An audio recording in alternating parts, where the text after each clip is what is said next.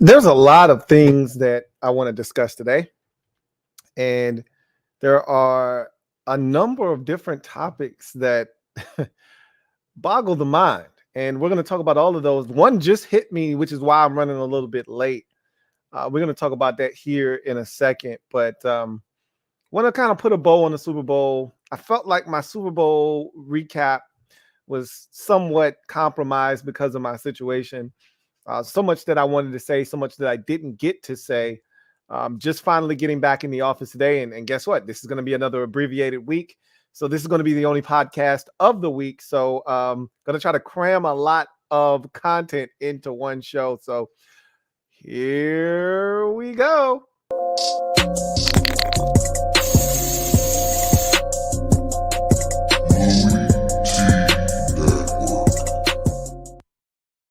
The Louie T Network is powered by the Card Collector Series. Join me, your man, Louie T, on my journey back into the card collecting space with the Card Collector Series on YouTube. Link is in the description.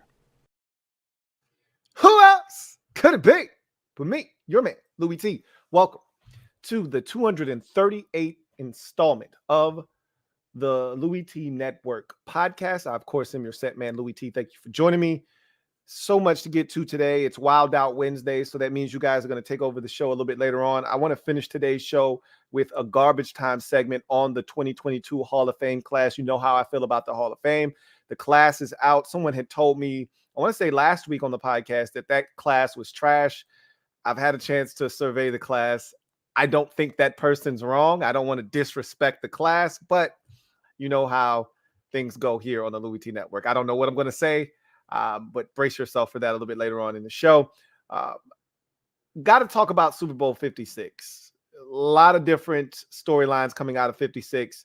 A lot of different things that I want to kind of, focus in on and knock down as we kind of put a nice bow on the Super Bowl that was. I want your reaction to the overall nature of that game. How did you feel about that game? I don't think we walked away from that game saying it was a classic, but it was a good game. And that's all we really root for when we talk about the Super Bowl. The last two, I think, haven't been all that great. 2 years ago, the Chiefs won. It was a good finish, but it wasn't a great game through and through. So we'll get to all of that. But the first thing I want to talk about, this is the thing that kind of had me running late because it just threw me off. And then I had to read about it because I didn't believe it. And I still kind of don't. But have you guys heard the rumor of Hollywood? Marquise Hollywood Brown retiring from the NFL to pursue a gaming channel and content creating career moving forward. Apparently, he's been busting his ass on Twitch over the last year and a half to build up a huge following. Apparently, mission accomplished. So much so that he believes that this is the wave of the future, and I don't need to get my block knocked off, and I don't need to be devoting all my time to trying to get better at football when I could be just playing football on Twitch or whatever games he's deciding to play up there. Look, I've long said this. The internet is the wave of the future. People are less and less of the new generation are getting cable. They're instead streaming things. People get their news because it's instant off of the internet. People do a lot of their shopping on the internet. So I don't blame him for thinking that this is a great way to make money, because it is, especially when you have the kind of following that he was probably able to generate because of his popularity on Twitch. If this is in fact true, which I don't believe everything that I read on the internet. And if it doesn't come from a credible source, I remember once upon a time, TMZ was not a credible source. Over the last 2, maybe 3 years, TMZ has become the source for all breaking news. So I remember the Kobe Bryant helicopter crash. We're getting all of our news from TMZ on that thing, and so when TMZ says something, I'm like, okay, that shit's true. I remember before, if TMZ was like the equivalent of the National Enquirer. You standing in the line and you see Roseanne Barr has sex with a giraffe, and you're like, man, get this shit out of here. Like, it's just some of the most ridiculous stuff. Like, that's how we treated TMZ when they first came out. Now we look at TMZ like they're Channel 4 or Channel 7 News or something. Like, I haven't heard it from a Schefter or a Rappaport or somebody that I can run with and trust. Even to a lesser degree, somebody like Pat McAfee, someone that has a little skin in the game. It's coming from random sources, so you kind of want to vet those sources. You kind of want to make sure that you're just not having your leg pulled, because there's so many trolls on the internet, and the internet is undefeated. So from that standpoint, I kind of want to reserve judgment on whether that's true or not. But I mean, I wouldn't doubt it. First of all, he's been very underwhelming as a player. Can we all acknowledge that? Like, I thought this guy was going to be the next version of Deshaun Jackson. Like, you can't cover this guy. He's a walking big play waiting to happen. And some people say, well, that's because Lamar Jackson's his quarterback. I've seen Lamar hit him in between the numbers, and this guy dropped the football multiple times. Okay. I've been really disappointed in what he's been to this point, but he's been solid. It's not like he's been a bust. He just hasn't lived up to the first round hype, I think. I don't know if that had anything to do with, a potential decision, whether he's made it or not. Again, I don't want to say that it's 100% a done deal, or whether it's even true. It could just be a rumor. These things are just crazy. Anyway, if in fact he decides to do this and he doesn't want to play football anymore, that would suck for the Ravens, obviously. They need more help at receiver. They already needed help at receiver. This is going to make them need even more help at receiver. And, more power to him if this is what he decides to do. But he wasn't the guy that I thought he was going to be. And if this is what he decides to do, I don't want to call him crazy, because this isn't a crazy decision. He's going to make a ton of money hand over fist if his Twitch channel is bussing and people are tuning in every time he uploads or every time he goes live, and he's got the charisma to carry this thing. He's going to make a boatload of money. Not the money he would have made had he had a successful football career, but he can make a boatload of money, and he'll have his health and everything intact. I've also heard that, his health was also a concern. I don't really know the extent of that. The bottom line is, don't trust any of the Browns. Okay. I went all the way from one end of the spectrum to the opposite end of the spectrum. Don't trust any of the Browns. And I'm talking about Antonio Brown, Marquise Brown. They're related. They're cousins, right? Anyone in that blood lineage, okay? I don't care if they're the 6th removed cousin. If they have any of that brown blood in their body, do not trust them, okay? Don't hand them a big check. Don't make them a first-round pick. Don't rely on any of those Browns. And he may be making the right decision and the best decision of his life. But the Ravens thought they were getting a perennial Pro Bowl type receiver, and he's not even going to make it to the end of his contract if, and I say this again, if these rumors are in fact true. Anyway, I digress. He scrubbed his whole social media. That's a thing with these young boys. You scrub your entire social media of the team you no longer want to be affiliated with. Kyler Murray. I want to talk about that. We're going to save that conversation. We've got all offseason to talk about this shit. I don't have to cram everything in today's show. We're going to talk about Kyler Murray, though. I've got a lot to say about Kyler Murray. And I've said some already. I dropped some breadcrumbs, but I'm going to go ahead and open up the entire pick a nigga basket. Yay, boo-boo. Let's go have ourselves a Kyler Murray pick a nigga basket. We'll do that another day. Anyway, I digress. Let's get to today's show, because we're talking about a whole bunch of things that just occupy my mind. I'm all over the place. I get excited when there's just a lot to talk about. So I'm trying to reel it back in. You guys, sometimes you got to cast that reel out there and reel my ass in, because sometimes I can go off out on the deep end. So I'm good now. You've reeled me back in. Let's get to today's show, and we start like we always do with a gem dropping session. You know what it is. Let me drop this gem on your melon. Open your mind. Let your conscience be free. You're now rolling with your bad. Look, T-double-E. Let me open you up. Get you thinking a little bit. So, Super Bowl 56. I got multiple angles that I'm going to go to here in encapsulating my feelings on Super Bowl 56. So we're going to talk about the game overall, and I've already done that. Even though the video that I went live on was janky and it was a hostage video, my thoughts were still there, right? When you could hear me, and apparently towards the end of that thing, it went haywire. You couldn't even hear me. So I'll recap the game, give you my quick thoughts and synopsis of the game itself. I want to talk about narratives and legacies that have been altered due to this Super Bowl. You know, um, you, I'm going to change the title of this video to Joe Burrow will never make it back to the Super Bowl. That's what I'm going to do. That's kind of like clickbait, right? It's clickbaitish, but that's how I feel. Like the assumption is, oh, he'll be back multiple times. Oh, really? We'll talk about that today, among other topics. Commercials, they were the worst. I don't really even have anything to say about them, honestly, other than they stunk. Halftime show, everyone loved it. It was okay. That's not the prevailing thought. I may be a little bit out there with, it was okay. We'll talk about that. Overall, the game overall, where it ranks, how it rates to you. Over the last 10 years, we've had some doozy of Super Bowl games. I don't think this one ranks up there, but this was a good game. We'll talk about that a little bit later on. And then finally, where do we go from here? Okay, there's a lot of different storylines leaving this thing. Matthew Stafford, Aaron Donald, the Bengals overall, Odell Beckham Jr. with his injury situation. Where do we go from here?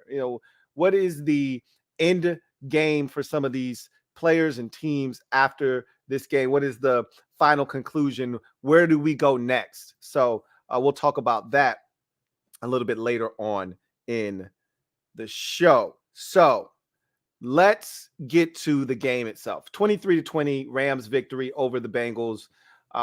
This was a game that I believe at halftime was 13-10.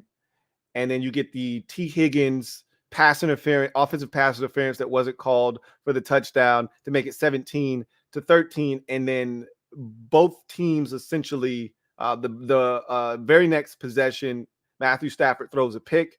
The Bengals kick a field goal. And essentially both teams went to sleep offensively from that point forward until literally 10 minutes left in the fourth quarter. So I felt like overall the game lacked any cohesion. It wasn't a game that consistently had action.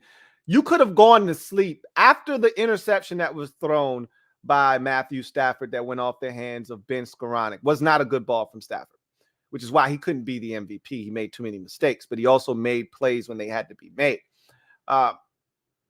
After that interception and the subsequent field goal that made the score 20-13, you could have gone to sleep for the next quarter, the rest of that third quarter into the start of the fourth quarter, and you would have essentially missed nothing. But trading of punts, failed opportunities to take advantage of field position by the Rams, you essentially missed nothing.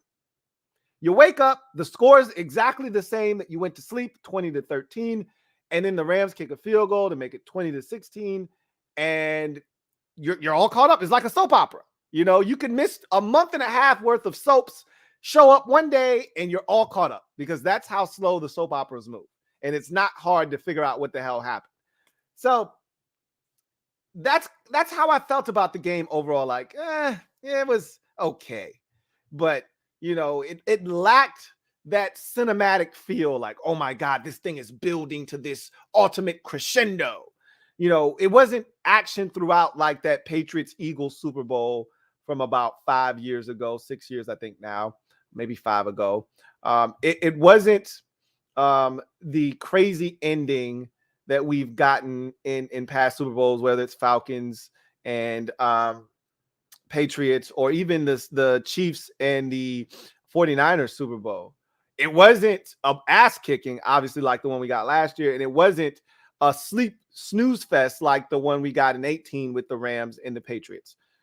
It was somewhere in between. It was a good football game. It, to me, was a microcosm of the postseason because these are the kinds of games that we got, even though a lot of them were entertaining throughout. A lot of them would start fast and then they would kind of grind to a halt. That's what the Chiefs game did. It started fast. The Chiefs couldn't be stopped. They looked like they were going to run the Bengals out of the building. And then the Bengals methodically worked their way back into the game. The Chiefs couldn't buy a first down. They kept punting. The Bengals kind of went into a little bit of a lull. And that's kind of how the Bengals have, advanced throughout this postseason. They just hang around. It isn't pretty, but it's effective. They did it against the Raiders. They hung around. They won that game. They did it against the Titans. They took a lead early. The Titans roared back. And then the Titans looked like they had a chance to win it. And then the Bengals ultimately won it after the interception, the third of the day by Ryan Tannehill on a walk-off field goal. The Chiefs game, they start out getting their asses handed to them. It's 21-3. They're getting destroyed. And then next thing you know, they're back in the game after Samaje Perine catch and run. Then next thing you know, they're 17. And now all of a sudden, here comes the Cincinnati Bengals. And then they end up winning that football game in overtime.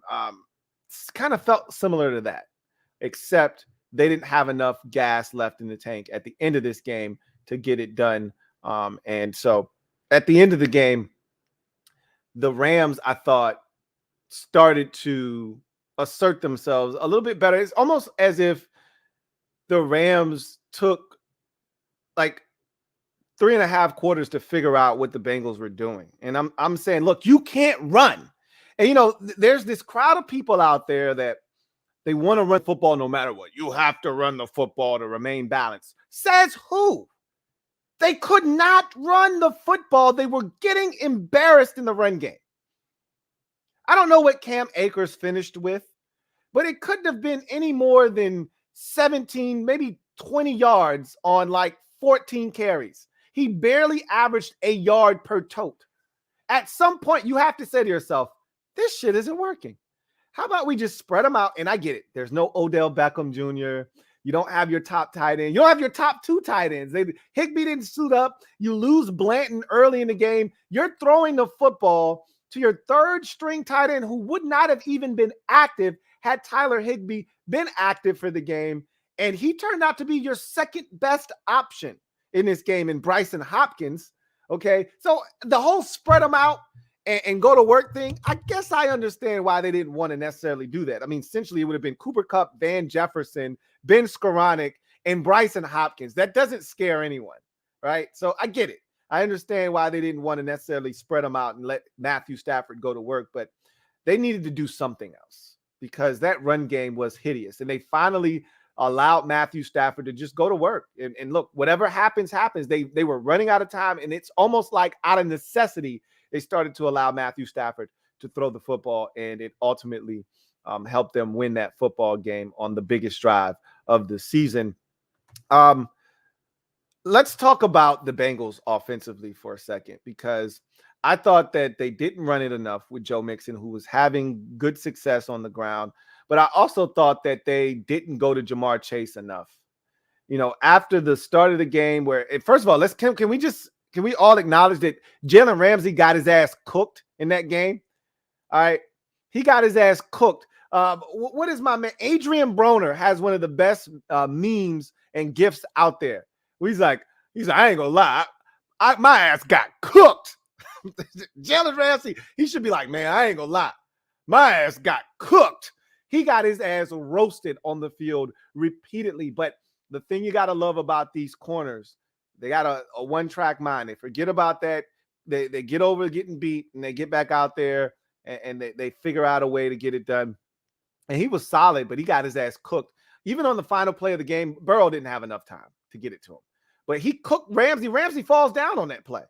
And Jamar Chase is wide ass open. If you watch that on the all 22s, he's wide ass open down the sidelines. But Burrow didn't have enough time to get that football down there. And he couldn't have known that Ramsey was going to fall down. But Ramsey gave up a big one to T. Higgins, obviously for the touchdown. Look, it was OPI. They didn't call it. Ramsey's gotten away with shit in his career. I remember that Dallas Cowboys game for the start of the 2020 season where they called OPI on Michael Gallup. That was bullshit. That wasn't OPI. And he got cooked on that play, and the Cowboys would have had a chance to win it in regulation or at least tie the game up. I think they were down 3, whatever the case may be. They call OPI, and the Cowboys end up losing. So he's gotten bailed out in the past before. It all kind of, like I said, the football gods always even the score.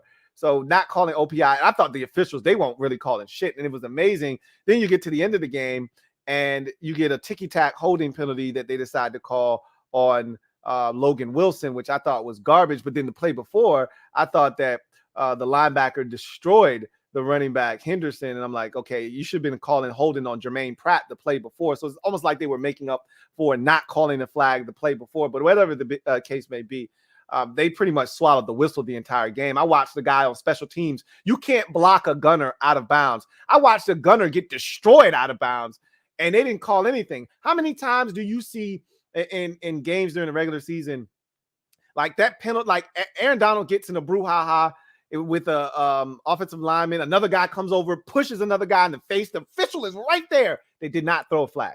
Okay, nobody got a flag in that whole skirmish. There would have been 3 flags in a regular season game. They refused to throw the flag in this game, and I loved every second of it. And so until the end, obviously, when they decided to throw the flag multiple times, I thought one was a just call, the other not so much. But I felt like they missed the call the play before, but that's no here nor there. In any event, I felt like the better team won. I thought the Rams were the better team. I thought the Bengals gave it a hell of an effort. Joe Burrow had a sprained MCL, as we later found out. Matthew Stafford severely sprained his ankle. We saw both quarterbacks get rolled up on, but both quarterbacks finished the game. I just thought the better team won, and that was the Los Angeles Rams. And I feel like had Odell Beckham Jr. not gotten injured, I don't know if this game is as close as the final score indicates. I think if he's out there, I don't think they would have had an answer for he and Kupp. I think they would have had to pick their poison. And I thought there were a lot of people that were saying Odell Beckham Jr. As a matter of fact, somebody on this podcast said Odell Beckham Jr. is going to win MVP. He was well on his way to doing that. Caught the first touchdown of the game, had a big ball down the sideline. He already had 50-something yards receiving at the time of that ACL tear. And you could put that ACL tear squarely on the shoulders of Matthew Stafford. If that's a good ball that he doesn't have to try to stop and reach back for, does he tear his ACL? I don't know. But I'll say this. Once you tear your ACL, you're more susceptible to doing it again. It's the same exact ACL he tore before. So I don't want to blame Matthew Stafford, but that's a terrible ball that he had to stop, reach back for, and plant, and that's when the ACL gave way. If that ball's out in front of him, does he tear his ACL? Maybe, because sometimes I like to think that knees have a finite number.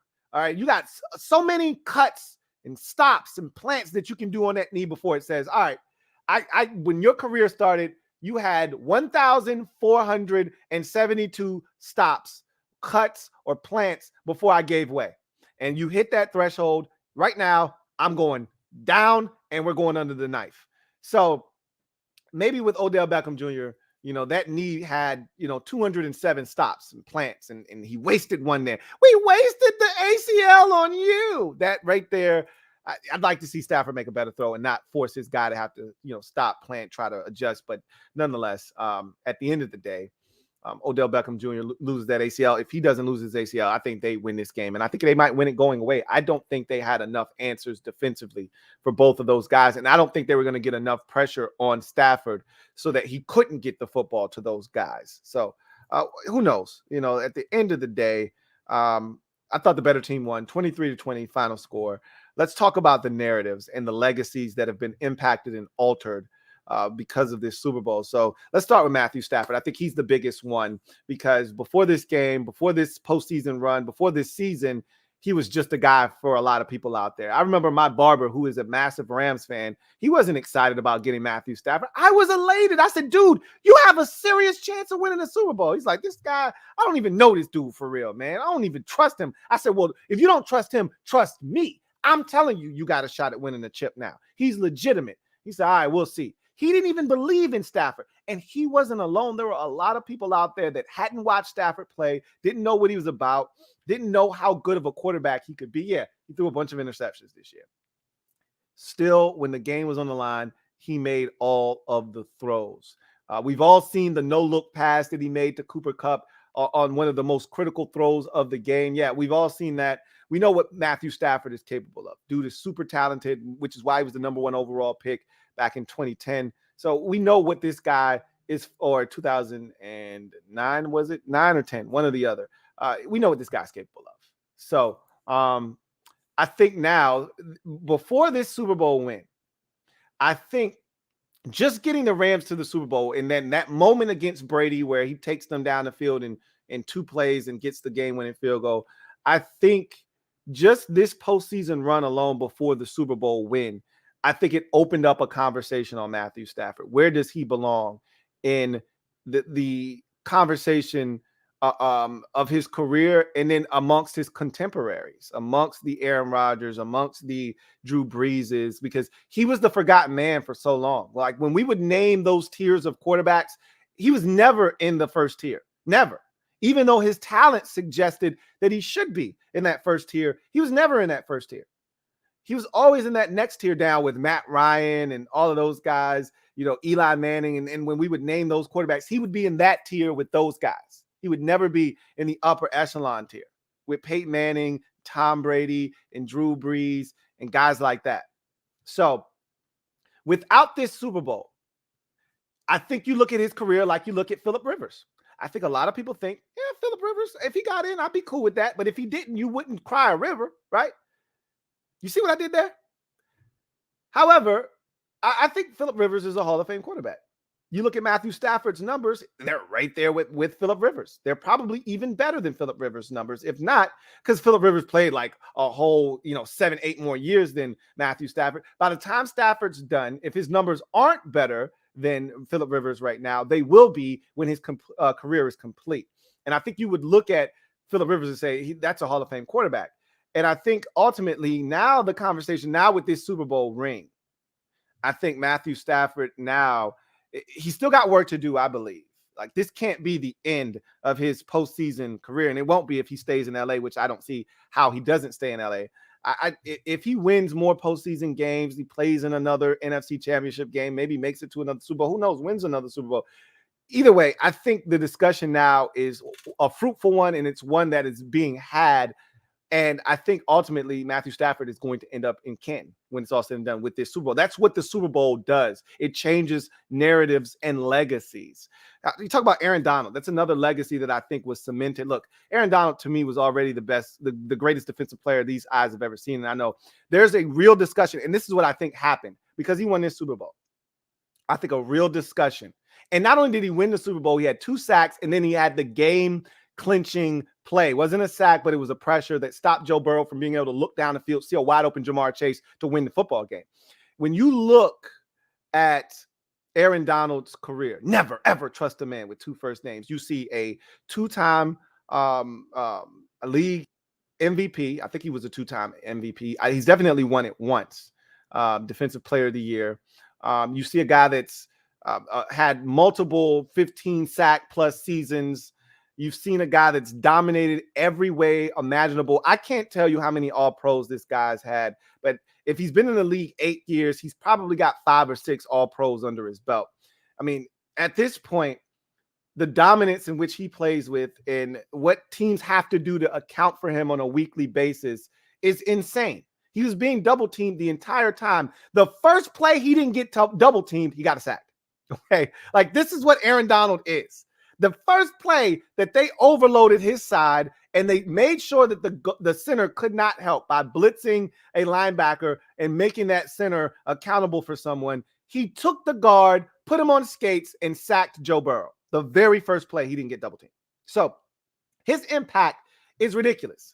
And I think what happened after he won this Super Bowl, made that play that he made at the end, is now there's a healthy discussion about greatest defensive player ever. Because for a lot of people, and if you're one of those people, like for me in the NBA, Jordan's number one. He'll always be number one. No one can ever come and take Jordan off of that pedestal for me. Okay. And it doesn't matter what you do. It doesn't matter who comes along. Jordan's number one. And for some people, Lawrence Taylor will always be number one. And you can't have a discussion with those people. And that's okay. That's okay. And I totally get it. Here's the problem with me. I didn't get to see all of his career. And that's probably why I don't feel as strongly about LT. Until Aaron Donald came along, LT was my number one. Okay. But now that I've watched Aaron Donald and I've watched his entire career, and there's still more left in that career because he's not retiring, I think there's a real discussion here on who's the greatest defensive player of all time. Troy Aikman played against Lawrence Taylor for the bulk of Taylor's career. Okay. He missed probably the first 6-7 years. So maybe his opinion of Lawrence Taylor is somewhat skewed as well, because he got the tail end of Lawrence Taylor's career. He didn't see the Lawrence Taylor that was slinging quarterbacks down with one arm and picking off passes. That game against the Detroit Lions back in either his rookie season or second, it was ridiculous. Troyman didn't see that shit. He played against Lawrence Taylor at the back end of his career. I think Lawrence Taylor retired in 92 or 93, one or the other. And so he didn't see the best of Lawrence Taylor. So maybe his opinion of Lawrence Taylor, like mine, is somewhat skewed.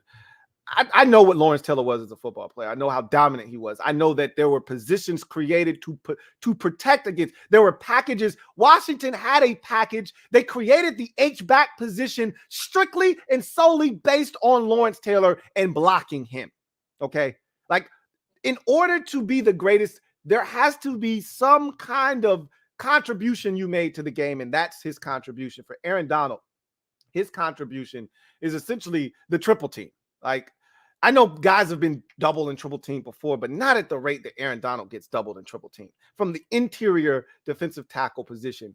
And I think him and what they've done with him and the creative way that they use him, I think his biggest the biggest thing the Rams have done, and I think his contribution, is the overload to one side, where they essentially move Aaron Donald out to like almost like a 4-tech, right? He's not head up with the tackle, but he's like slightly inside.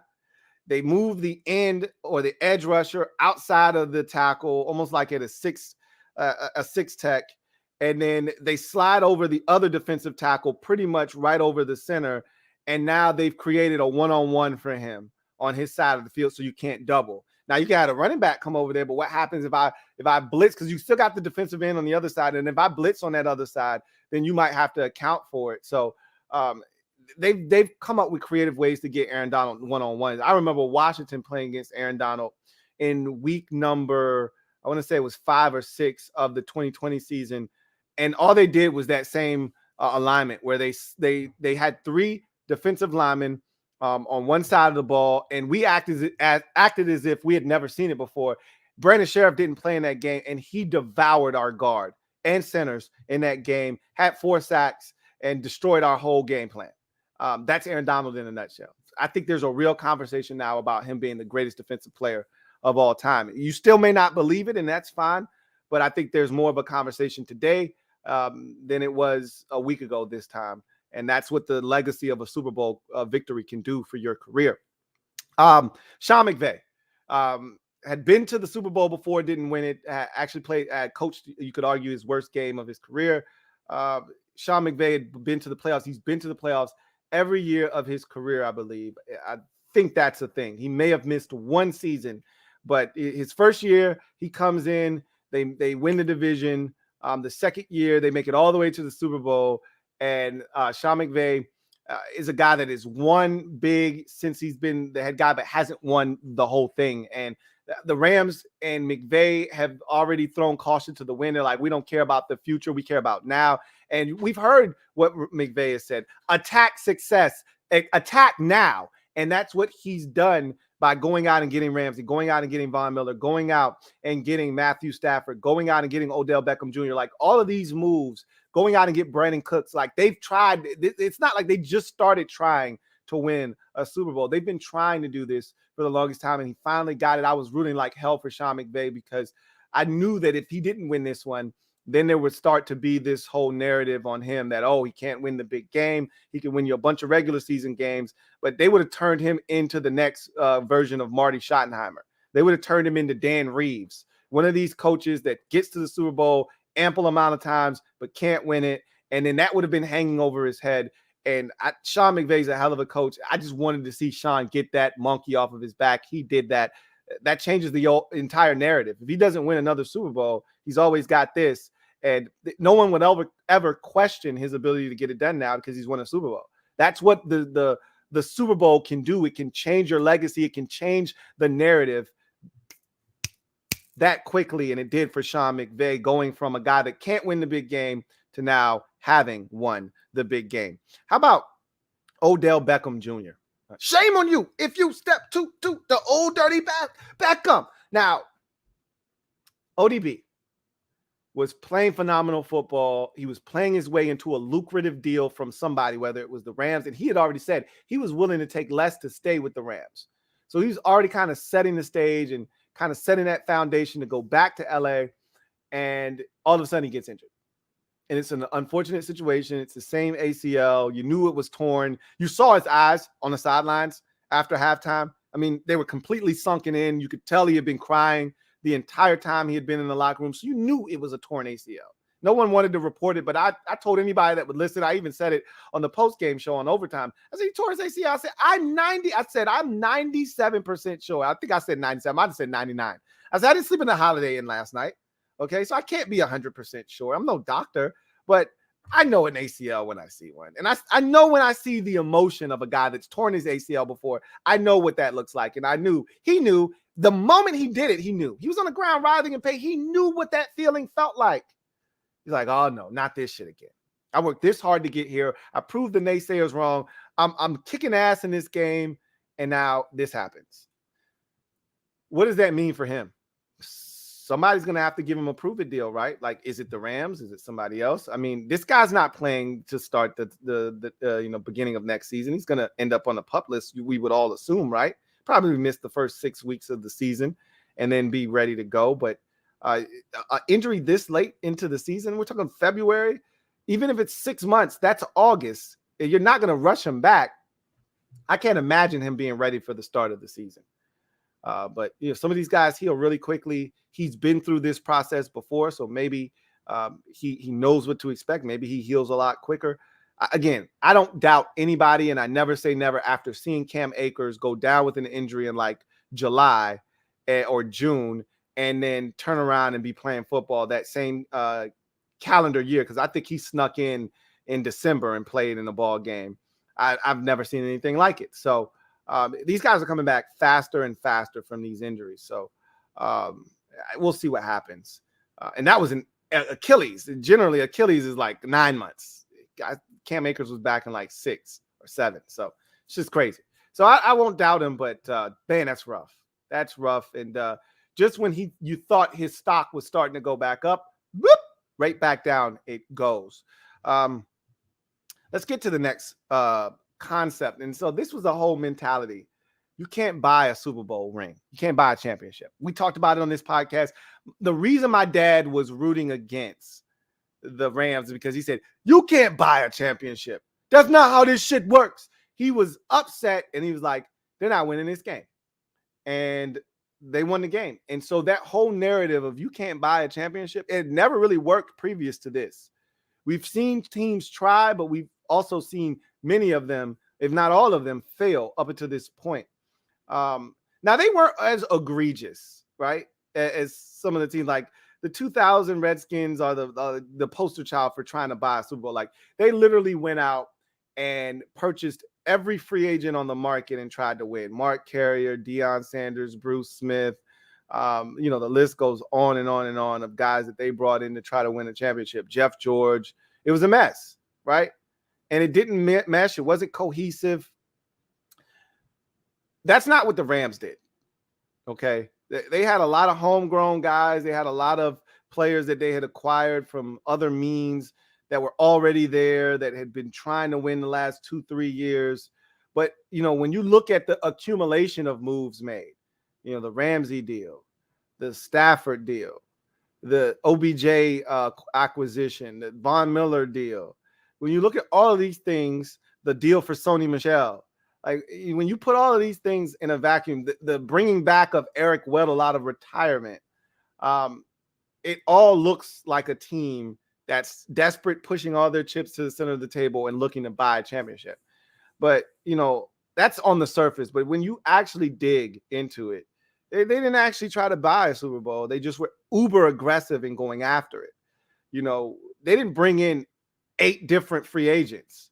You know what I'm saying? That's what it looks like when you're trying to buy a Super Bowl. They were calculated. Yeah, they gave up a lot of draft capital, but they were calculated in the moves that they made, including bringing in Stafford, including going and getting Von Miller and Jalen Ramsey a couple of years ago. Like they've been calculated. They've been calculated risks. They didn't always pay off, but it ultimately culminated in them getting a Super Bowl ring, and so it paid off. So that whole narrative that you can't go out and be aggressive and get a ring and force the issue to get a ring, I think they just bucked that trend. I think they just kind of changed the way we all look at that situation. Now I want to talk about Cooper Kupp before we go to the Bengals side of things. Cooper Kupp, for me, just turned in one of the greatest seasons I've ever seen a receiver have. And I don't know if it's because, he's Cooper Kupp and a lot of people don't drink coffee. So the best part of waking up isn't the Rams Cooper Kupp for them. The best part of waking up's the Rams Cooper Kupp. I don't know if that's not for them, or I don't know if he's not like the fastest dude out there. He's just this regular ass white boy that's breaking dudes off. I don't know what it is, but I just watched one of the greatest seasons I've ever seen a wide receiver. Like, when Robert Woods went down, and even before Robert Woods went down, when they had Deshaun Jackson, you still knew that when the game was on the line, they were throwing the football to Cooper Kupp. When they needed a play on a third down, you knew where the football was going. When they needed a play on fourth down, they handed it to Cooper Kupp. When they needed the game-winning touchdown, they went to Cooper Kupp. Like, they didn't have Odell Beckham Jr. They didn't have their top two tight ends. They didn't have anything. Van Jefferson was a non-factor, okay? Ben Skoranek was a non-factor. The next best target was a dude that probably had 5 to 7 catches the entire season, okay, at the tight end position in Bryson Hopkins. You knew they were going to Cooper Kupp, and they still let Cooper Kupp walk it down the field on the game-winning touchdown drive. If that's not saying something, I don't know what is. When they know, like, that's the thing I can never wrap my brain around, is if you got a dude on your squad, you got a guy, and he's a man, and we know, hey, he's getting his. What I'm going to do is I'm going to say, no, he's not getting his, okay? Make these other scrubs beat us, okay? Make Ben Skoranek get us today, okay? Once Odell Beckham Jr. went down, if I'm Lou Amarillo, the defensive coordinator of the Bengals, Birdman hand rub. Oh, my God. I'm about to get diabolical in this bitch. I remember this, and this is how it would have happened. I remember watching the national championship game between Georgia and Alabama, and the minute that Williams went down, the receiver for Alabama, the Georgia defensive coordinator said, we got this shit. It's over. Because they got one receiver left, and his ass damn sure ain't beating us. This shit is over. Because they already had lost the other receiver in the SEC championship game. Then they lose Williams, Jameson Williams, and now he's like, they just got one dude left. That dude ain't beating us. This shit is over. And it was over. They couldn't do anything offensively. That's how it would have been for me. I know Cooper Kupp has 1 million targets. He's got 1 million catches this season. Hey, if I got to put 3 bodies on this dude, fine. So be it. He will not get me. There will never be an opportunity for him to be running through zone coverage and literally, somebody would have been glued to this man's hip. I don't understand how I would have been essentially playing a boxing one on Cooper Kupp. I dare you to throw the football to him. Okay. You're going to have to throw the football to somebody else. Van Jefferson is going to have to make a play. It's not going to be Cooper Kupp. And he still made all the catches on that final drive, including the touchdown. He still drew the holding penalty that extended that drive and ultimately won them the football game.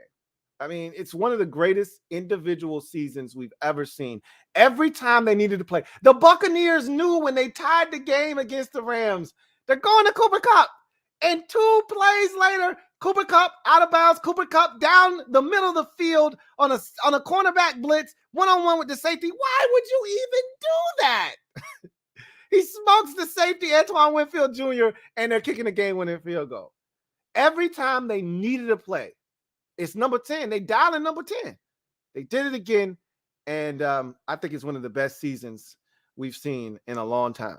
Mechie, Pac-Man D3. Mechie said, John Mechie. That was the other receiver that went down earlier in the season, and then Jameson Williams went down. Like, all right, they're not beating us now. They don't have nobody left. I'm not letting one dude get me. So I thought they would have done that. And it seemed like they did that for like 3 quarters. I think Beckham went down early in the second quarter. They did that for all of the second quarter, all of the third quarter, and then it's almost like they forgot Cooper Kupp was on the field on that final drive. I don't know what the hell happened, but Anyway, I need people to recognize that we just watched one of the greatest receiving seasons in NFL history. Acknowledge it, and I need praise to be showered on top of Cooper Kupp, because I don't think everybody understands how good that dude is. Let's get to the Bengals side of things. Burrow. Let's start with, because this is going to be controversial. Joe Burrow isn't getting back to the Super Bowl. I can't say that definitively, right? Hear me out. Do you know how hard it is to get to the Super Bowl? Let that sink in. Let me say that again for the people in the back that struggle with the concept of what getting to the Super Bowl entails. Let me say that one more time. You know how hard it is to get to the Super Bowl? Let me ask you something that you probably haven't thought of. How many Super Bowls has Aaron Rodgers played in? If you said one, that would be correct. He's played in about 6 NFC Championship games. He's only been to 1 Super Bowl. How many Super Bowls has Drew Brees been to? If you said 1, you're correct. He's been to a bunch of NFC Championship games. Hasn't been but to 1 Super Bowl. You know how hard it is to get to the damn Super Bowl? Do you know how hard it is to get to the Super Bowl? We're talking about some of the greatest quarterbacks in NFL history, and they've been to 1 Super Bowl. Dan Marino, I always bring it up. I know you're tired of me saying this shit, but it's relevant. Dan Marino is one of the greatest quarterbacks in NFL history. He went to the Super Bowl in his second season in the league. All right, second season of his career, just like Joe Burrow did. He never made it back to the Super Bowl. It's not a guarantee. I saw so many people, Joe Burrow will be back. No, the hell he will not. Okay? No, he won't. And I'm rooting for him like hell to get back, because I love me some Joe Burrow. His ass ain't get back to the Super Bowl, though. You know why? Because it's hard. And shit has to fall in place for you. It's hard. And Jamar Chase is a stud. And T. Higgins is a beast. And they got all these weapons. Tyler Boyd, and it sucks that CJ Uzomah got injured, even though he played in the game in the Super Bowl. Joe Mixon is a beast, and they got all these weapons, but the shit, every season is a new year, and the roster is different, and shit is never the same year after year after year. That's number one. Number two, Josh Allen, Patrick Mahomes, Justin Herbert, Lamar Jackson. They're not going away, okay? And they're all young, okay? Every single guy that I just named, with the exception of Mahomes and probably Allen now, are south of 25, at or south of 25 years old. And the other two are probably 26, 27 max. You're not getting out of the wild, wild AFC if you're the Bengals year in, year out. The Chiefs and Mahomes couldn't even do it. And this is the thing. Brady played in the AFC, which was the equivalent of the East, with LeBron going like 12 years straight. There was nobody in his way other than Manning and Roethlisberger. And again, their teams weren't complete. You know, when Roethlisberger was stroking it, their defense stunk. When the defense was good, Roethlisberger and the offense stunk. With Manning, it was the same thing. And that offense, high octane, scoring 37 points a game, the defense couldn't stop a nosebleed. They weren't complete teams. They had really good quarterbacks. They didn't have complete teams. These teams that I'm talking about, these are complete teams. The Chiefs are a complete team. The Bills are a complete team. The Ravens, if they figure some shit out, that's a complete team. They're going to be around. The Chargers still got to figure some shit out. I'm not sure about their damn coach and his aggressive nature, but that could be a complete team. They're not going away. And oh, by the way, the Steelers aren't going to lay down for you. I don't know what they're going to do at the quarterback position. They're not going to lay down, okay? The Browns aren't just going to lay down. The Ravens damn sure aren't going to lay down. So it's going to be hell just making it out of that division year after year after year, let alone getting to the Super Bowl and navigating your way through the playoffs in the AFC with all those quarterbacks. Yikes! Zoinks! Scoob! This was his chance. I'm going to go out on a limb and say Joe Burrow won't play in another Super Bowl. Do you know how hard it is to play in the Super Bowl? to win a Super Bowl. I don't think he plays in another one. We'll see. I hope I'm wrong. And Jamar Chase, my God, he's good. I remember looking at him as an adolescent and saying, I don't look at minors. I don't look at minors, okay? You can get in trouble for doing that. I don't look at minors. But boy, when I saw him in that national championship game in 2019, I said, man, I don't look at minors. Boy, he's impressive. But then I said, okay, he's a minor. I can't do it. He's a grown-ass man now, okay? And one of the best corners in the league had nothing for him. Not a damn thing. And if I'm the Bengals, I'm ashamed of myself today because it's not like Ramsey was traveling with him. It's not like Ramsey was traveling with him. Ramsey was playing that star coverage, where he'd show up on him and then there'd be times where he wasn't. He wasn't moving around the entire game. I don't give a shit if they devoted to it. The Rams found a way to get it to Cooper Kupp. You got to get the ball to Jamar Chase more than you did in this game. I don't know if anybody can stop this dude. I don't know if anybody can stop this dude. He's physical. He's got another gear where he accelerates away from guys. The one-handed catch, remember where we came from with the Bengals? Oh, my God, Jamar Chase can't catch all the drops he had in the preseason. Okay, how'd that work out for you? How'd that age? That guy's a beast. And as long as he stays healthy, I don't know if those two LSU boys, they're going to do damage in this league.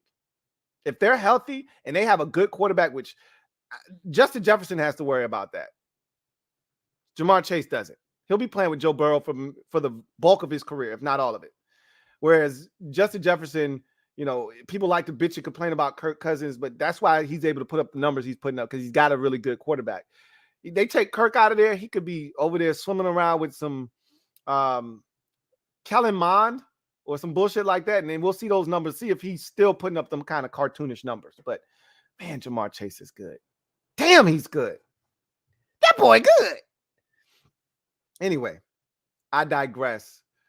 Legacies and narratives have changed. Joe Burrow was this close from being the best quarterback in football. If he wins that Super Bowl, there's a real conversation that people were ready to start. We go from there to now, hey, can he even get back to the Super Bowl next year? We'll see. He's still a hell of a football player, but we'll see. The commercials, I had nothing to say about the commercials. Nothing. They were trash. Halftime show, it was okay. 50 Cent was the surprise. Every year, usually someone brings out a surprise guest that we didn't know about that wasn't on the billing. That was 50 Cent. It was okay. I wasn't blown away by the show. I thought they would do some more performances where it was songs that they intertwined where, Mary J did the hook for, a Snoop Dogg or a Dre song or a song where both Dre and Snoop were in it. Like, I knew we were going to get, one of those classic. First of all, I can't stand California. The damn song they did, the California song. I can't stand that song. So I really was looking more so for the way back, because we ain't got no love for y'all. So just chill to the next episode. I was looking for the next episode, some shit like that. Some old throwback Dre and stuff. I didn't get that. Like they did all, the California. No time to find. Like I can't stand that damn song. So I wasn't the biggest fan of the. I didn't love the songs Mary J did. I'm like, y'all, we could have did some better shit than this. We could have did better than this. But and then some of it was random, like 50 popping out of nowhere was random. I get it. He's a Dr. Dre artist. Eminem. They all were on Aftermath at the same time. So I guess you could see how that twines and intermingles. But I'm like, that shit was random as hell. 50 put on some weight too. And then Kendrick Lamar. I get it. West Coast. That shit was random as hell too. Like he had nothing to do with nothing, but his performance was fine. It was a good show. When we generally don't get hip hop for the halftime show, so you take it. But it was okay. I thought, I wasn't blown away. I'm just gonna say that it was good. California love doesn't do it for me. I wanted old Dre and Snoop, not that shit. I thought, what else I thought we were going to get holographic pop. I was wrong. Anyway, I digress. The overall game for me, it In the last 10 years, let's see, where were we? 2021. So that would take us all the way back to 11. That's too far. Let's go back the last 7 years. 2014. The 2014 Super Bowl was who was in the Super Bowl that season? 2014 was Seattle and New England. That was one of the best Super Bowls we've watched, with the interception at the end by shucks, I can't even think of the cornerback's name. But it made a name for him. He stepped in front of it when they should have just given it to beast mode on the 1 yard line. So that was a great Super Bowl in 14. 15 was the Carolina Denver Super Bowl. That wasn't a great Super Bowl. It wasn't a blowout, but it wasn't like, I think it ended up being like 21-10. Like, it wasn't a, high octane Super Bowl, whatever the case may be. It was a solid Super Bowl. This kind of felt like that, except the ending was more dramatic. 16 obviously is the Atlanta Falcons, New England Patriots Super Bowl. That was one of the most dramatic finishes to a game we've ever seen, and it's the most epic comeback in NFL history. So obviously that's up there pretty high. 17 was, I thought, the best of all the Super Bowls, which was Patriots Eagles, because that was just a shootout back and forth. Literally, the team with the ball last, you felt like it was going to win, and then Brandon Graham makes the sack of Brady, forces the fumble, and they ultimately hold on for dear life. That game had everything. So that's pretty high up on the list. That might be my number one of the last 7 years. Then you get the 18 snoozer of Rams Patriots, the worst Super Bowl by far and away of any of the Super Bowls the last 7 years. 19 is Mahomes' first Super Bowl ring against the 49ers in comeback fashion.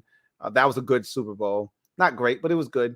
20 obviously was a beat down by the Buccaneers over the Chiefs, and then you get the Super Bowl this year. So I would say this is fourth behind Seahawks, Patriots, Patriots, Eagles, and Falcons, Patriots. I think this comes in fourth behind those three games. And then I think you go Super Bowl 54 with the Chiefs and the 49ers. And I think you go last year's Super Bowl, and then you go that garbage Rams Patriots Super Bowl. Or I think you go the Panthers Broncos Super Bowls after the Chiefs 49ers Super Bowl, and then you fill in with those last two garbage Super Bowls 2 years ago, last year's Super Bowl, and then the 18 Super Bowl. So I think this, in the last 7 years, this right in the middle. That's where it belongs, pretty much. It's fourth of the 8 games we've watched over the last 7 years. It's fourth. That's where I think this game ranks. It's a solid game. Kind of, it started out, good, finished really good. In the middle was where it was a little dicey, especially that third quarter into the fourth. There was zero action from either team. So where do we go from here? Donald, Stafford, Bengals, and OBJ. So Aaron Donald's not going to retire. I think he planted that seed in order to extract more money out of the Rams. Smart move, because they can't afford to lose him. He's the best player, not only on their team, but one of the best players in the league. I don't think he has any intentions of retiring. But you know what will force the Rams to give him more money? If he says, hey, I need y'all to ante up, or I'm going to go ahead and call it quits. We'll see what happens there. He's not going anywhere. He's going to play football. Matthew Stafford. Narrative definitely has changed. His legacy has changed. And he's going to get a deal to stay in LA. This is why they traded for him. And he came up huge and paid off dividends, huge returns on that investment on Stafford. So I think he's going to remain in LA. If I heard correctly, they're working on a deal as we speak to get him to stay in LA long term. The Bengals, I told you, I don't think they make it back here. I thought it was one of those Cinderella stories that's awesome. It's cute. You root for the underdog. A lot of people got sucked in, who they, all of that good stuff. This team has substance. It's not like they just, they have a quarterback. When you have a quarterback the caliber of Joe Burrow, you have sticking power. However, this isn't like Jacksonville 2017, where Blake Bortles is your quarterback. You caught lightning in a bottle, but this isn't sustainable. This is sustainable. But I already mentioned all the reasons. Their division is tough. Their conference is brutal. And the quarterbacks that he's going to be coming up in the game with, it's just ridiculous. It's almost like, Patrick Ewing, Charles Barkley, Karl Malone, and John Stockton. Dude, it sucks. You came up in the Jordan era. Sorry, you don't get a ring. All right. And in the 2 years he gave you an opportunity, you ran into Akeem Olajuwon. Sorry. You just came up in the wrong era. Same thing for Ben Roethlisberger and Peyton Manning. If there were no Tom Brady and the New England Patriots, Peyton Manning would have 5 Super Bowl rings. Ben Roethlisberger would have 3 or 4. Instead, Roethlisberger has 2, Manning has 2, and really Manning was drug along for 1, that last one. They played in the era of Tom Brady and the New England Patriots. That sucks. Same thing can be said for Joe Burrow. I think he's going to get caught up in this whole wave of Mahomes, Allen, Burrow, and company, and Jackson, and all of these dudes. Because eventually, if Lamar Jackson stays healthy, eventually he's going to break through and he's going to get to a Super Bowl. I know some of you don't believe that. He's eventually going to break through. They put a good enough team around him. He's eventually going to break through. So I don't know if they get back. And then Odell Beckham Jr. Where do we go from here with Beckham? Yikes. I'd like to think that the Rams would give him an opportunity to come back. He's already said he was willing to take a discount. He's got to take a discount now. There's no, choice at this point. I think the Rams will ante up, pay, whatever it takes to bring him back to LA. He played well enough. He showed well enough. And I think that he'll be back in LA with the Rams, but we shall see. So let's get to your comments and social media maneuvers and see what you guys have to say. Let's get to the next segment of the show.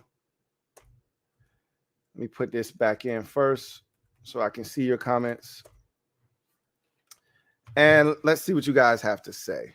All right.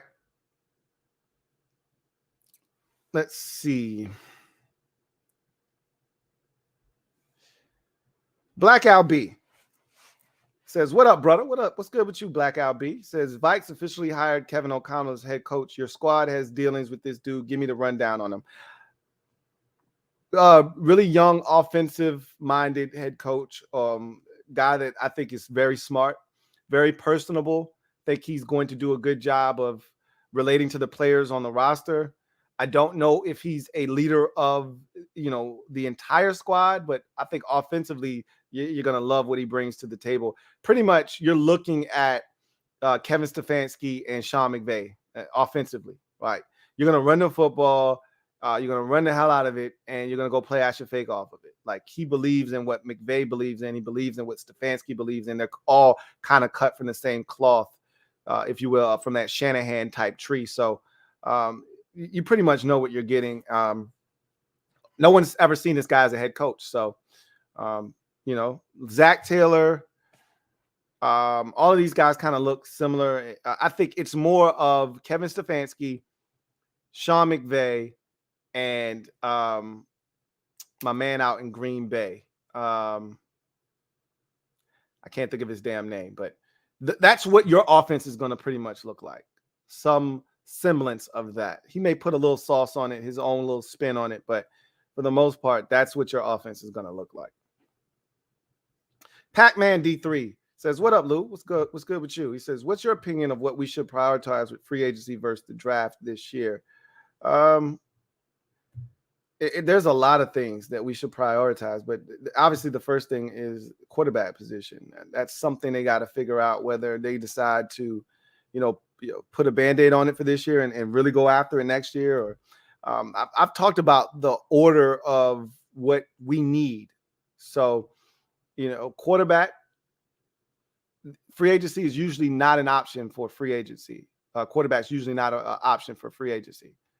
So you have to do it via the draft. Whereas linebacker, we need a middle linebacker. Could you find a guy out there? Maybe, but more likely than not, you probably need to handle that in the draft. Now, free safety / cornerback, you might be able to do that in free agency. Same thing with wide receiver. You may be able to do that in free agency. Again, you're not looking to spend a ton of money because you got guys that you have to pay, but O-line depth, we've seen that they've done a really good job of going out and getting and identifying offensive line depth over the years, whether it be Cornelius Lucas, Charles Leno Jr., or Wes Schweitzer. They've done a really good job of finding veterans to come in here and give us depth. That's something you can do in free agency. You don't have to do that via the draft. You can if you so choose. You don't want to re-sign Brandon Sheriff. You might want to go out and actually spend draft capital replacing him with a guard, but they've done a really good job of finding O-line depth. These are the types of things they need to do. Tight end is another interesting position that I don't think they necessarily look at and say, we need to do anything. I look at the tight end free agency crop and I'm saying there's like 3 or 4 dudes that I'm intrigued by. Pick one. OJ Howard being the one that I'm probably the most intrigued by. Go out there, get a guy, bring him in here, and let's play some ball. So the tight end position is loaded in the draft anyway, though. You don't have to go free agency route. So we'll see what they decide to do.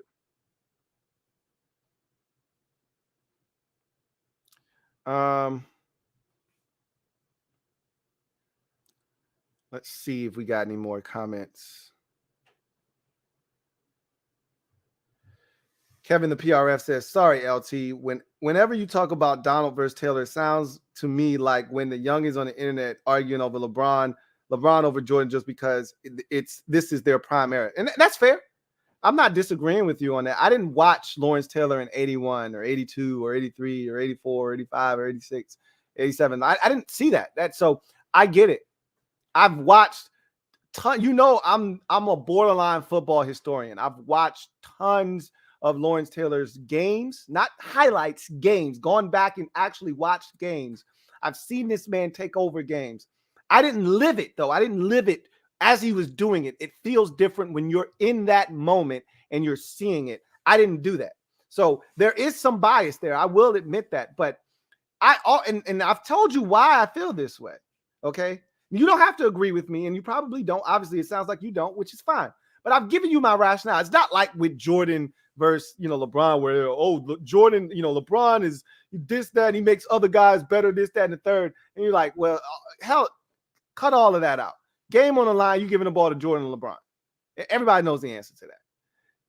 For me, I've always felt like, and you know what, this shouldn't be a penalty to these guys, but for me, it is a slight ding when you're having the discussion because of what position Aaron Donald plays. It's so much easier to take Aaron Donald out of a game because of the position that he plays naturally as a defensive tackle. He's undersized. He plays defensive tackle. You can always double or triple team him. You know where he's going to line up for the most part.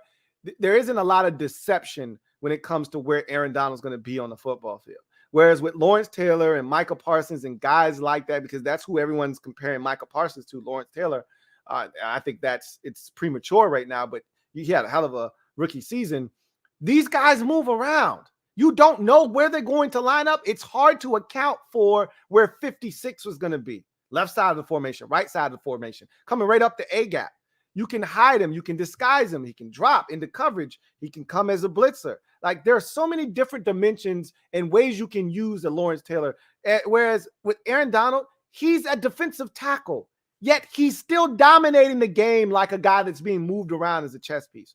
This is why that debate to me is a real one. Now, again, Lawrence Taylor may always be your number one, but I at least think there is a debate worth having. So, Condo P says, thoughts on the Cowboys cheerleader leak. We'll talk about that later on tonight on the Washington show. I have my thoughts on that, and I'm going to bring it full circle to Washington and why it's important. So we'll talk about that as well. Let's see. Let's see if we have any more comments. If we don't, we will then move on.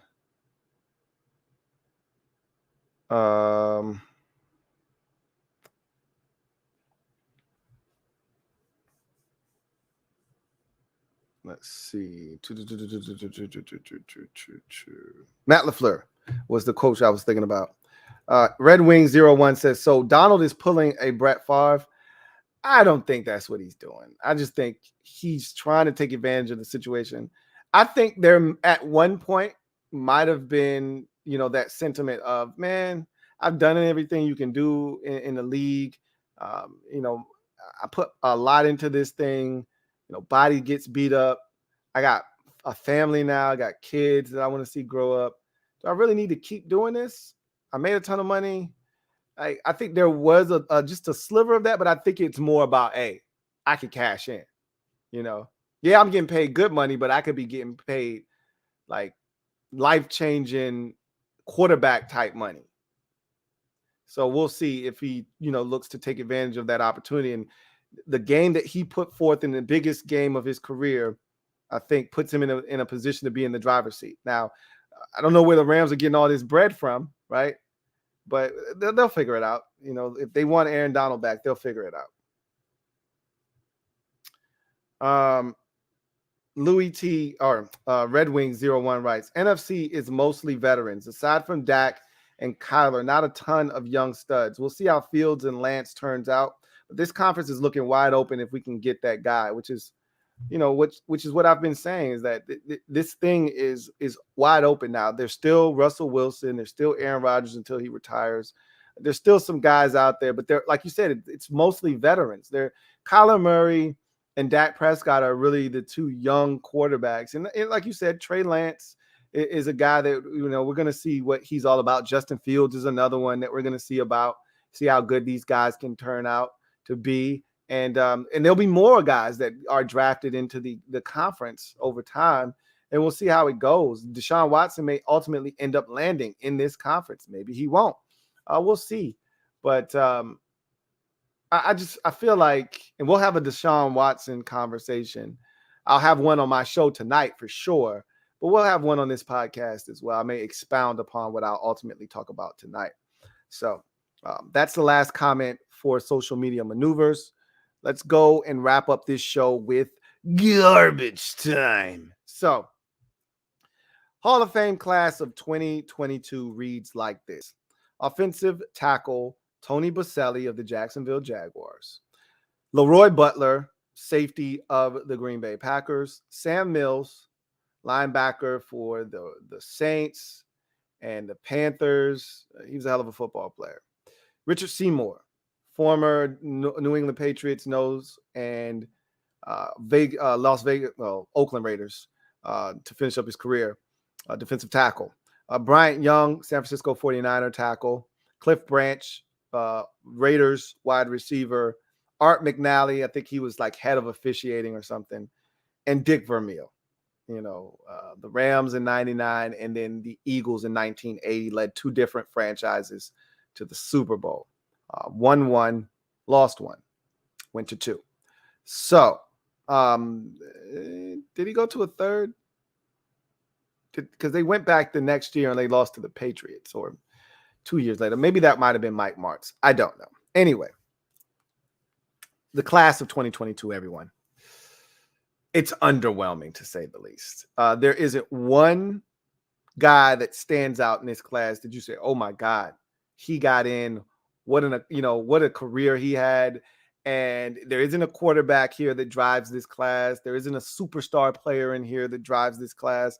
This is a bunch of workman-like dudes that, frankly, some of them do deserve to be in here. Like, I'm not the biggest Leroy Butler fan, but when you look at his statistics, and I've watched a bulk of his career, not all of it, but I watched a good bulk of his career. He was impactful. He made plays. And he was the inventor of the Lambeau leap.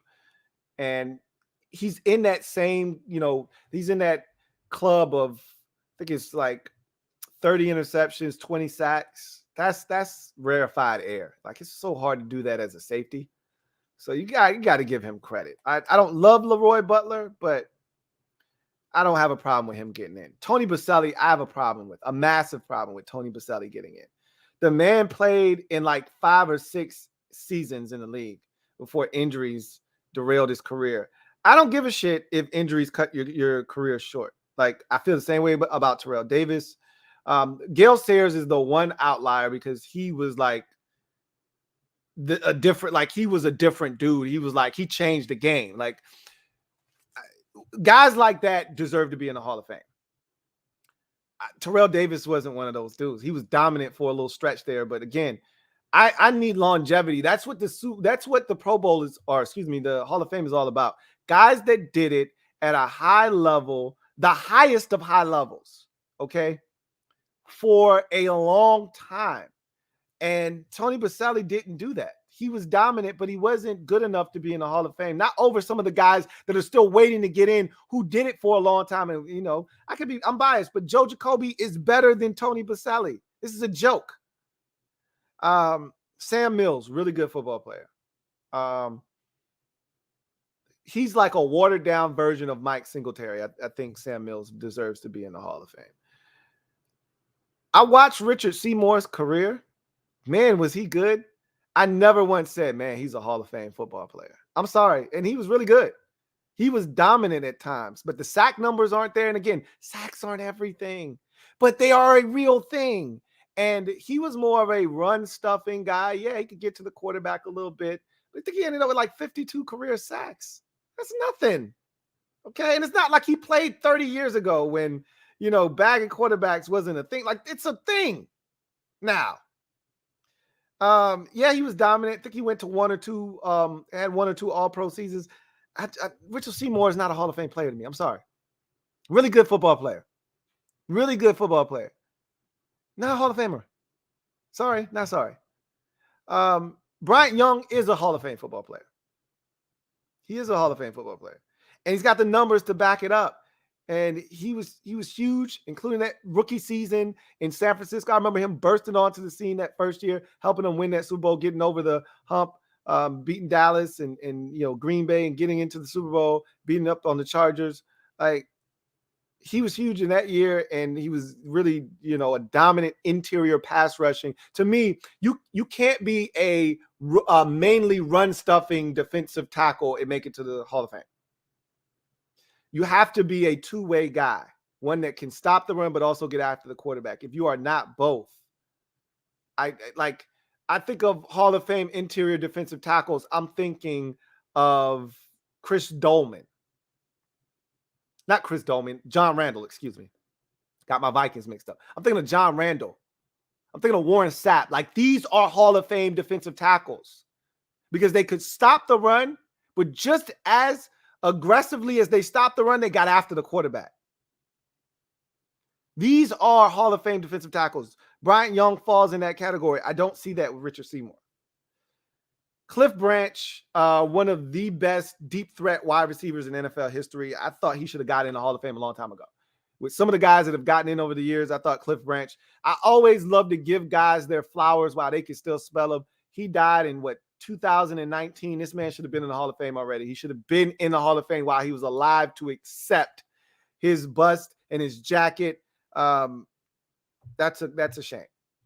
I don't know Art McNally. I'm not going to deny him the Hall of Fame and his contribution to the NFL. And Dick Vermeil. I never really have that much to say about coaches that get in. When you coach two different franchises, it's hard enough to coach one to a Super Bowl. You coach multiple teams to an NFL to a Super Bowl. And the gap in which had passed in time, the man did it in 1980, and then he did it again in 1999. Do you know how hard it is to go 19 years with two different franchises, and just how different people are and how these young players are brought up? It's just a different time, and yet he was able to do it with two different franchises. You got to give him credit for that. So I have no problem with Dick Vermeil getting in, but I think this is a flawed Hall of Fame class. But again, I don't know who else was like. There were other guys that I felt like, you know, might have been better suited to get in, but maybe they didn't think they should get in on the first try, like a Devin Hester. Why not Devin Hester? He's the greatest kick return man of all time in NFL history. Why not have Devin Hester in here right away? Why are we waiting? You know, he's better. And again, Cliff Branch, it might have been between Cliff Branch and Devin Hester, and they said Cliff has waited long enough.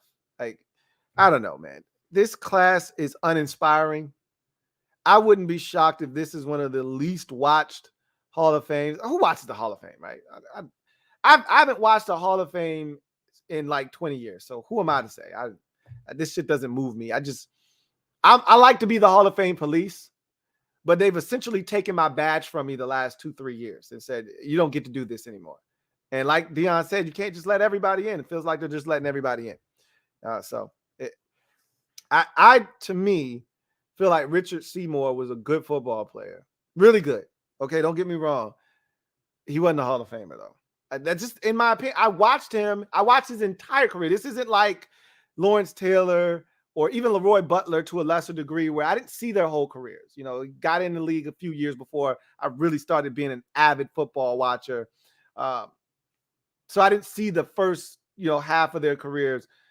I saw the beginning of Richard Seymour's career. I saw the end of Richard Seymour's career. I never once said there is a Hall of Fame football player. He's a really good football player, a damn good football player, and a huge piece of that Patriots puzzle as to why they were dominant and created a dynasty, winning 3 out of 4. But I never once said, damn, that Richard Seymour boy, he's a Hall of Famer. And to me, that's a prerequisite. If you're a Hall of Fame player, at some point in your career, I either need to ask the question, is this guy a Hall of Famer? Or I need to, really, for me, I shouldn't be asking. If you're a Hall of Fame player, there's nothing to discuss. I look at you, I say, that's a Hall of Fame. Rondé Barber, for me, is a Hall of Fame player. I don't know if he's eligible or not. That's a Hall of Fame player. There's certain guys you see and you say, he's a Hall of Famer. Period. Okay? When Luke Kuechly becomes eligible, he's a Hall of Famer. Nothing to discuss. You know it when you see it. So we'll see what happens. Anyway, I got a couple super chats and that'll take us out of here. So, Black Al B, thank you for the super chat. Greatly appreciate you. Who writes, what's your pop's take on LT versus Donald? Who he got? I never even asked him. That's a really good question. The next time I get up with him, I'm going to ask him, because he watched LT's entire career and he's watched Aaron Donald's entire career. I'm going to ask him, and I'm going to come back and I'm going to tell you what his answer was. That's a great question. And I'm going to ask him and I'll find out, because every time I'm having this debate, I'm usually having it with myself. Even when he's around, I don't even ask his opinion. I'm just like, man, you can't tell me he ain't the best player ever, man, defensively. Like, I don't ever bring it to his doorstep. I'm going to bring it to his doorstep next time. Thank you for the super chat. Kevin, the PRF. Thank you for the super chat. Greatly appreciate you. Who writes, Bryant Young is still owed money by Dana Stubblefield for making him look good enough for Washington to overpay him. You're damn right. And a lot of people figured that out about Dana Stubblefield, that a lot of his success came from being alongside Bryant Young, and I think Dana Stubblefield's best season of his career, correct me if I'm wrong, was 94, and it just so happened to coincide with Bryant Young's arrival in San Francisco. So there's a lot of, that's part of being a Hall of Famer, is making others around you better, which is why a lot of these guys are getting in. Richard Seymour made a lot of the guys around him better. I still, that doesn't make you, that's a part of the Hall of Fame credential package, is, the impact on the game, the numbers, the statistics have to be there. Then, the impact on others around you. Did you make your teammates better? Did you make your team better? It's always hard to reward guys on really bad teams because you didn't do enough to impact the game on a large enough scale to make your team better. Sometimes you can have control over that stuff. Sometimes you can't, but in that particular situation, Bryant Young, huge impact on Dana Stubblefield, and we never saw that Dana Stubblefield again. I don't think. He might have had one more year in there somewhere where he was really good, but it would never like 94. You know what I'm saying? So you're absolutely spot on there. with. And I see Old Man who says Seymour demand double team. If Seymour didn't get double team, you'd had plenty of sacks. That's the whole point. If you're a Hall of Fame player, it doesn't matter if you get double teamed. You still, you know how many times I've seen TJ Watt split a double and triple team and get a sack? You know how many times I've seen Aaron Donald split a double team and get a sack? You know how many times I've seen that? Okay. Like, that's not an excuse when you're a dominant player. You're going to get, when you're a dominant player, edge rusher, defensive tackle, whatever the case, they're going to double and triple team you. You still have to find a way to win. That's what the elites do. That's what Hall of Fame players do. They find a way to win anyway. You don't think John Randall was double teamed? Still find a way to get there. You don't think Warren Sapp was double teamed? Still find a way to get there. You find a way to get the job done because that's what Hall of Fame players do. You don't make excuses. Just find a way to get there. So anyway, I digress. Thank you for the super chat, Kevin the PRF. And that is going to do it for me, your man, Louie T. I thank you guys for joining me here on the 238th installment of the Louie T Network podcast. If you're a Washington fan or just a fan in general that you want to come chop it up later on, feel free to join me for the Washington, for the command post. I have to get used to saying that. For the command post, you know, come post up and then take command. All right, so we'll do that a little bit later on tonight. But there will not be another podcast episode the remainder of the week. I will be out of the office this entire weekend. So we're one and done this week. We'll come back, hit the ground running next week. I don't think you'll see me again until next Wednesday. I don't think I'll be in the office again on Monday. I won't get back in town until Tuesday, I don't believe. So I look forward to coming back. Hopefully, I'm going to leave some content for y'all, though. The goal is to leave some content for you guys to enjoy and consume until I get back into the office. So I won't leave you guys without a little something, but we'll see what happens. Hopefully I'll get everything done that I would like to get done. In any event, that's going to do it for me, your man, Louie T. I thank you guys for joining me. As always, really appreciate you chopping it up with the kid. Look forward to chopping it up with you guys. If you're a Washington fan, later on tonight. If not, I'll see you guys next week. In any event, you guys take care. Y'all know what to do on the way out. If you haven't already done so, sub up. Hit the like button, and also turn on that notification bell so you don't miss a thing. Till next time, God bless and good night.